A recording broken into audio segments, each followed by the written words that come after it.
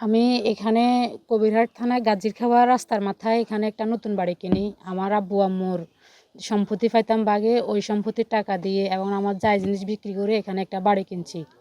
বাড়িটা কেনার পরে আমি যখন এখানে বসবাস করতে আসছি, এখানে কিছু লোকজন আমাকে নাম করিম, কালাম, তারপরে হাসেম, এরা আমাকে কুপ্রস্তাব দিছে। প্রথমে আমার থেকে 2 লক্ষ টাকা চাইছিল। পরে আমি বলছি আমার থেকে কোনো টাকা পয়সা নাই, আমি দিতে পারবো না। তারপর ওরা বলছে ওদের সাথে আমি সম্পর্ক যাইতাম, সম্পর্ক গেলে আমারে কেউ কিছু বলতে পারবে না এই এলাকার, ওরা আমি এলাকার সুন্দরভাবে বসবাস করতে পারবো। আমি কেন, আমি যদি এলাকায় থাকবো, আমি আমার টাকা দিয়ে জায়গা জমিন কিনে রয়েছি, আমি কাউকে টাকা দিব না।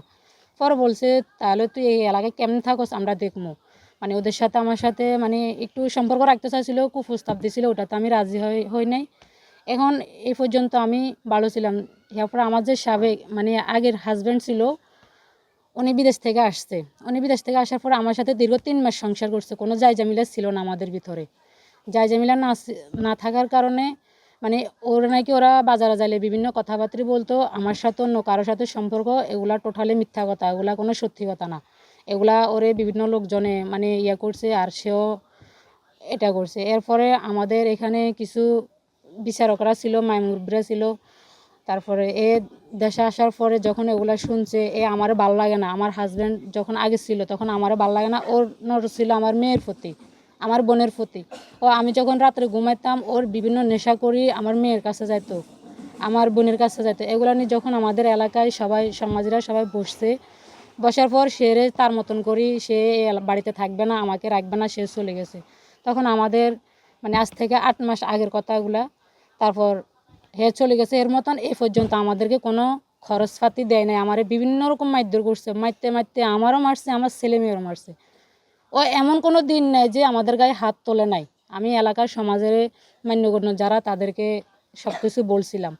তখন সে চলে গেছে তার মতন করে, এই পর্যন্ত আমাদের সাথে আর ওর সাথে কোনো যোগাযোগ। এর ভিতরে আবার কিছুদিন আগে, আজকে মনে হয় 2-3 মাস বা 4 মাস আগ থেকে আরও কয়েকজন সন্ত্রাসী নিয়ে আমারে হুমকি দিছে যে আমার এখান থেকে প্রাণে মারিয়া লাগবে, আমার এই বাড়িতে থাকতে দিব না, আমি বাড়িঘর ছাড়ে চলে যেতাম।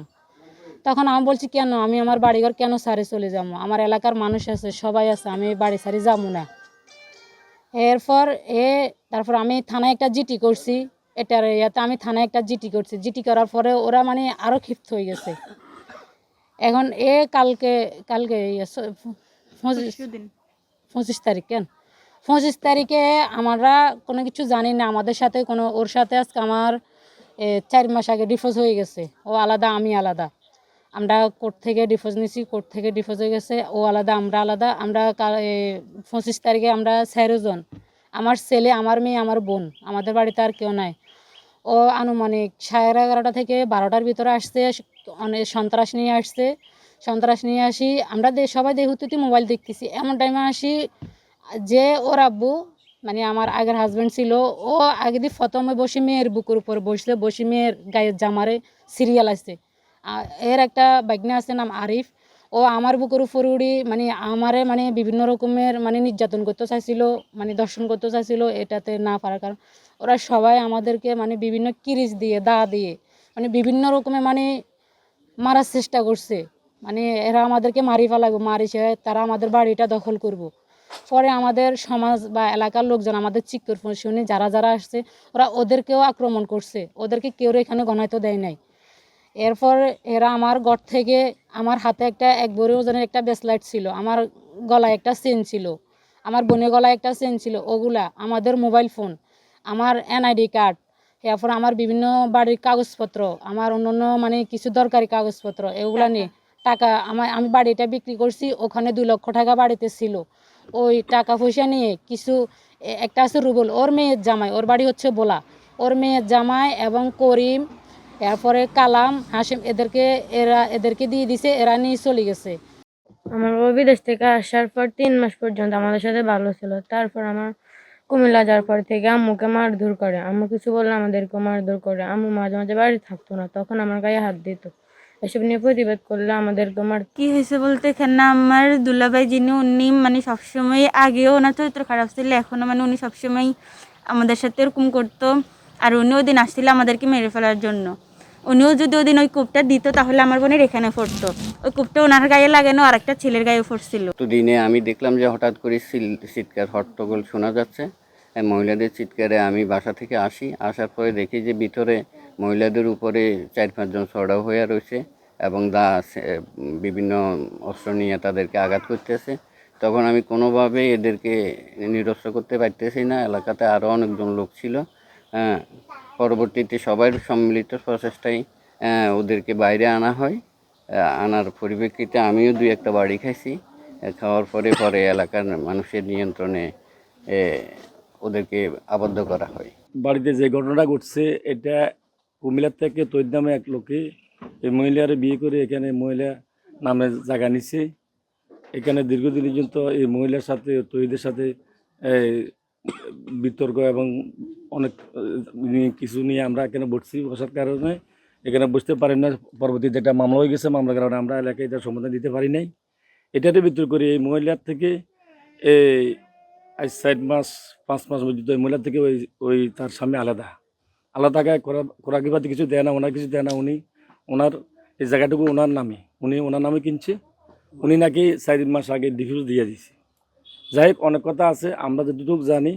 এরপরে এই মহিলার জায়গাটা এখানে 25 তারিখ 10টা বা 10:30টার দিকে নাকি এই তৈরিদের সন্ত্রাসী কায়দায় লোকজন নিয়ে আসি এই মহিলাকে পিড়ি লোকজন বাইর করে তাই লোক ঢুকাইছে এবং কিছু সন্ত্রাসী লোক ঢুকে ওদেরকে মাইরা মাঠের মধ্যে ফেলা রেখেছে। এলাকাবাসী দেখে এখানে একটা রোড আছে, ওই রোডে মানুষের পাশে এই কারণে মানুষের দেখতে শিক্ষক শুনে মানুষ আসছে, যারাই আসছে তাদেরকে আঘাত করছে।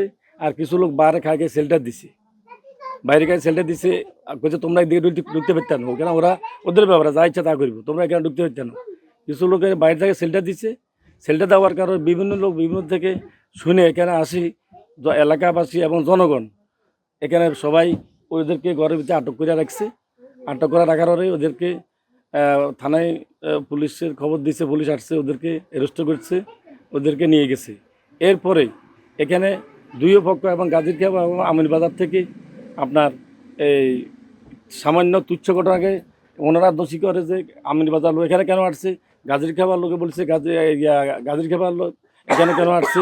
এই নিয়ে বিতর্ক হইয়া এরা এক পর্যায়ে এখানে লাঠি ছোটা অনেক কিছু হয়েছে। আমরা যারা আছি ইলিয়াস মেম্বার, মানিক ভাই, আমি, কামরুল ভাই, আমরা সবাই এইটাকে নিয়ন্ত্রণ করার জন্যে যেভাবে লাঠি ছোটা আসছে, যদি আমরা নিয়ন্ত্রণ না করতাম 2-4টা মার্ডার হইতো। বাজার বসে সকাল অবস্থায় এই মধ্যে সোনাপুর থেকে যে গাড়িগুলো যেতেছে, গাড়িগুলোকে আমরা তো এখানে বসে রয়েছি রাস্তার মাথায় সমানে ফিটে যে সফলতা লাগতেছে। তখন কে কারা এত যাত্রী, তখন আমরা দাঁড়াদাঁড়িয়ে আমরা 3-4 জন আছি। যখন আমরা আবার পরে আরও ছেলেমেয়ে শুনছে না কি রাস্তার মাথায় ফিটে চলে কি আমরা যাই, আমার ছেলেমেয়েরা আছে, ছেলেরা আছে। ইয়ে নাকি দেখি যে এই মহিলার মেয়ে, মহিলার বোন পিডি ওখানে বাইর করে দিয়েছে। বাইর করে দিবার আর কিছু লোক এখানে নাম করা কালাম, করিম, আরও গাছের বাড়ি থেকে অনেক লোক আছে। কি এত কোনো সেটা দেয় না কি মহিলার বার করে দিয়ে আমরা দিয়ে তামাশা চান। আর আমরা দূরত হয় যেগুলো কুমিল্লাতুন আছে, কুমিল্লাতুন কিছু সন্ত্রাস বাণী আছে, এগুলো আমরা সেভ করছি, মানে আটকে রাখছি ঘরের ভিতরে। দেখছি তোরা এই অরাজগত কী শুরু করিস, আমাদের এলাকাতে আছে, আঙুর একা জানালি না। তোকে যদি স্বামী স্ত্রীর কোনো আগে নাকি তুই ওর স্বামী ছিল, আর যে 3-4 মাস আগে ও তালাক দিয়ে দিছে, ডিভোর্স দিয়ে দিছে এই মহিলাটায়। তো তুই বেটা যদি কোনো সমস্যা থাকে তুই সমাজ নামাজ জানাবি, তুই এটা তো সন্ত্রাসী করবে কোনো জায়গা না।